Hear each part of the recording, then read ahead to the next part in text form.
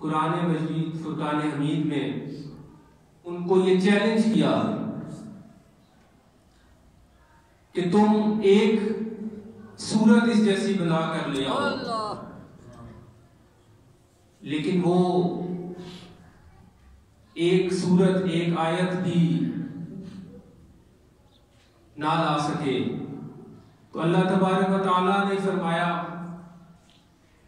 کہ وَإِن كُنتُمْ فِي رَيْبٍ مِّمَّا نَزَّلْنَا عَلَىٰ عَبْدِنَا، کہ اگر تمہیں ذرا بھی شک ہے جو ہم نے اپنے بندے خاص پر نازل فرمایا، فَأْتُوا بِسُورَةٍ مِّن مِثْلِهِ، اس جیسی ایک ہی صورت بنا کر لے آؤ، وَادْعُوا شُهَدَاءَكُمْ مِن دُونِ اللَّهِ إِن كُنتُمْ صَادِقِينَ، کہ اپنے تمام مددگاروں کو بلا لو اور اللہ کے علاوہ ان تمام لوگوں کو بلا لو اگر تم سچے ہو۔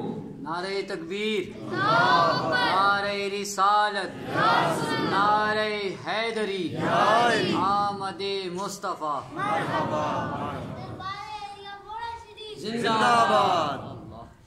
تو دوستان محترم، قرآن مجید فرقان حمید وہ معجزہ ہے کہ اس میں ایسی فصاحت و بلاغت ہے